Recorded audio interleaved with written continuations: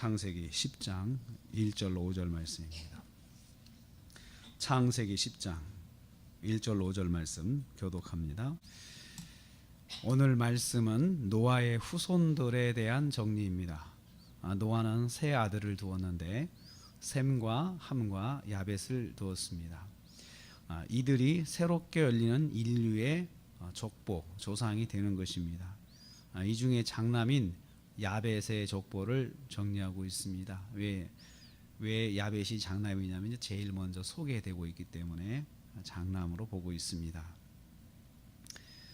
야벳은 14민족의 조상이 되었습니다. 그래서 2절부터 4절까지에 있는 아들들의 이름을 세어보면 이제 민족들의 이름을 세어보면 14민족이 됩니다. 그러나 이들은 그 아버지인 노아로부터 나온 자녀들이죠. 그래서 14민족의 위로 올라가면 바로 이제 노아가 나오죠. 그래서 노아로부터 나온 한 가족이다. 그 생각을 할 수 있습니다. 이들이 이제 또 두 번째 보면은 14민족이 각각 자신들의 땅을 가지고 살았습니다. 5절에 보니까 그들이 그 땅에 머물렀다. 각각 자기 이 종족과 나라로 나뉘어 가지고 땅에 머물렀다. 이 자녀들이 이제 자라면서 한 곳에 모여 산 것이 아니고 독립하면서 땅을 가지고 자기 땅을 가지고 살게 되었습니다. 이래서 이제 인구가 많아지니까 점점 땅이 넓어지게 되는 것이고 방주가 있던 곳에서부터 이제 흩어지기 시작하는 것이죠. 흩어지기 시작하죠.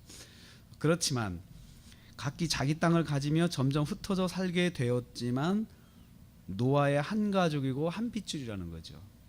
우리는 여기에서 왜 우리가 복음을 증거하고 또 안 믿는 사람들을 또 예수 믿게 해야 되느냐? 결국은요 한 가족이잖아요.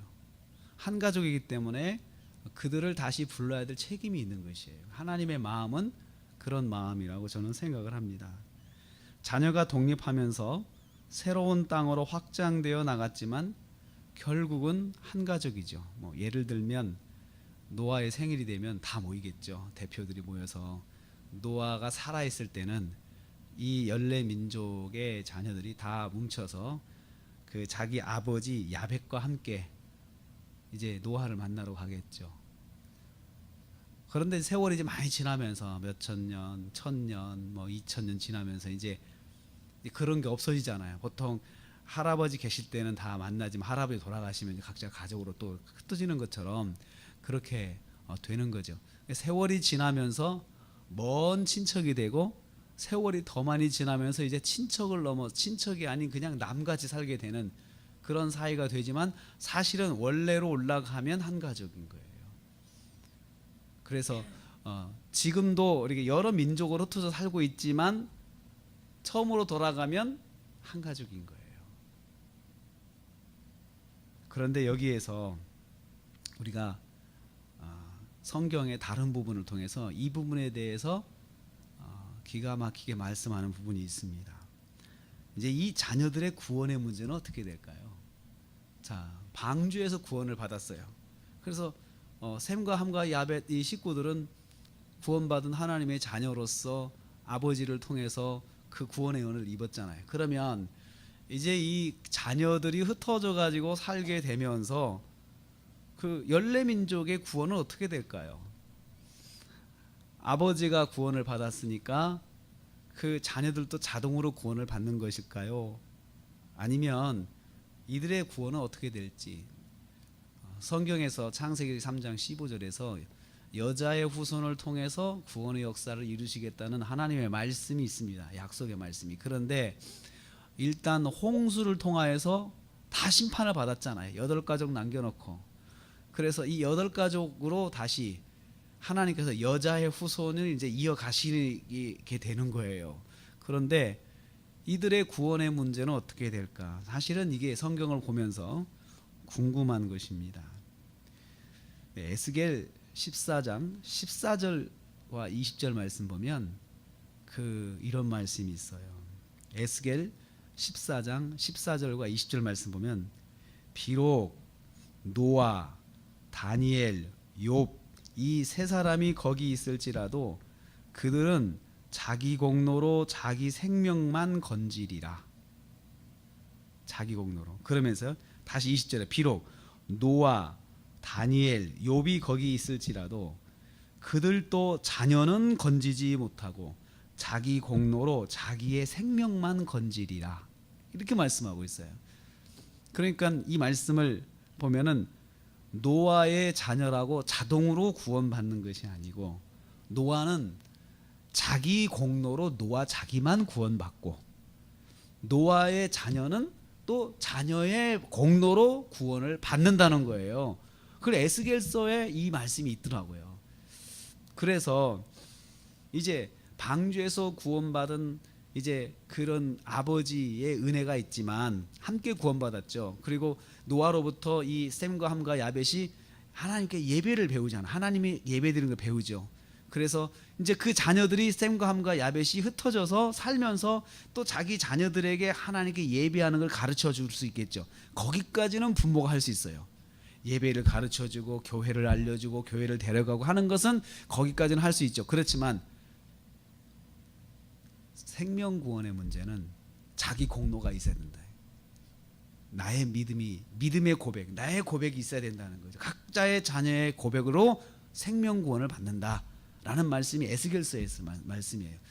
그래서 노아의 자녀들이 이제 세월이 흘러가면서 자녀가 또 자녀를 낳고 자녀가 또 자녀를 낳고 해서 흩어져 살겠죠. 그래서 원래 처음에는 한 재단에서 같이 예배드렸던 자녀들이 독립을 하면서 자기 가정의 재단을 쌓게 되겠죠. 그래서 또 자녀를 가르치겠죠. 그런데 이 자녀들 중에서는 하나님을 믿는 자녀가 나오고 믿지 않는 자녀가 나오고 믿음으로 사는 자녀 나오고 믿음으로 살지 않는 자녀가 나오죠. 믿음으로 사는 자녀가 되든 믿음으로 살지 않는 자녀가 되든 아버지의 마음은 똑같이 예배를 가르쳐 줬어요. 그런데 믿음으로 나오는 자녀가 있고 그렇지 않은 자녀가 나눠지는 거예요. 점점 나눠지는 거예요. 그래서 이 지구상에 이제 자녀들이 흩어져 살면서 어떤 자녀는 하나님을 믿는 계보가 있고 어떤 자녀는 그냥 하나님 없이 그냥 그 자연을 숭배하고 또 뭐 나무를 신으로 섬기고 일월성신을 섬기고 하는 이런 자녀들로 나눠지기 시작하는 거예요. 근데 이걸 누가 통제를 할 수 없어요. 아버지가 가르쳐서 할 수 있지만 그 자녀들이 따르지 않으면 어쩔 수가 없는 것이에요. 그러면서 이 땅에 지구상에 이제 어디 가면 하나님 믿는 가정이 있고 어디 가면 하나님 믿지 않는 가정이 생기기 시작하는 거예요. 그래서 이제 창세기에 아브라함이 하나님을 믿는 사람이 아브라함만 있었던 것이 아니고 가다가 멜기세덱이라는 제사장을 만난 거예요. 뜬금없이 만나는 거죠. 그 만나게 된 경우가 뭐냐면 아브라함만 하나님은 믿은 것이 아니고 다른 데서도 하나님 믿는 사람들이 있었다는 거죠. 어떻게 해요? 노아의 자손으로서 흩어져 살면서 믿음을 지킨 그 가정이 있었다는 거예요. 믿음을 지킨 가정이. 그래서 노아가 야벳에게 하나님을 알게 하고 예배를 가르쳐 주었어도 결국은 구원의 문제는 각자의 믿음으로 된다는 말씀이에요. 여기서 믿음의 자녀와 불신의 자녀로 불신앙의 자녀로 이제 나눠지게 되는 것이죠. 이제 이 자녀들이 열네 민족으로 야벳의 자녀 흩어져 살고 다른 자녀들도 흩어져 살지만 결국 자기 믿음을 가지고 구원의 은혜를 입게 된다는 것이에요. 그래서 이제 그 노아의 후손 중에서 많은 민족들이 나오지만 하나님을 믿는 자녀들과 믿지 않는 자녀들로 나눠지는 거예요. 그리고 그 속에서 구원의 역사를 이루게 하실 여자의 후손이 그 속에 포함되어 있는 거예요. 그 중에 어떤 민족을 하나님께서 선택하시는데 나중에 우리가 잘 아는 것처럼 노아의 그 아브라함을 부르심으로 해서 그 여자의 후손을 이제 구체적으로 하나님이 열어 가시는 거예요. 오늘 우리는 또 하루를 시작합니다. 에스겔서에 있는 말씀이 결론입니다. 그들도 자녀는 건지지 못하고 자기 공로로 자기 생명만 건지리라. 자녀들도 저나 여러분의 자녀들도 자기 공로가 있어야 된다. 우리가 환경은 만들어 줄 수 있습니다. 기도해 줄 수 있고 예수님 알게 해줄 수 있고 그렇지만 자기 공로가 있어야 된다. 자기 고백이 있어야 된다는 거죠. 그래서 우리는 자녀들을 위해서 끊임없이 기도해야 될 게 자녀들이 하나님 만나게 해주십시오. 하나님 만나게 해주십시오. 그래서 그 생명구원의 은혜를 잊게 하옵소서. 이렇게 기도해야겠다라는 생각이 듭니다. 오늘 하루 특별히 사랑하는 자녀들을 위해서 기도하시는 하루가 되시기를 주님의 이름으로 축복합니다.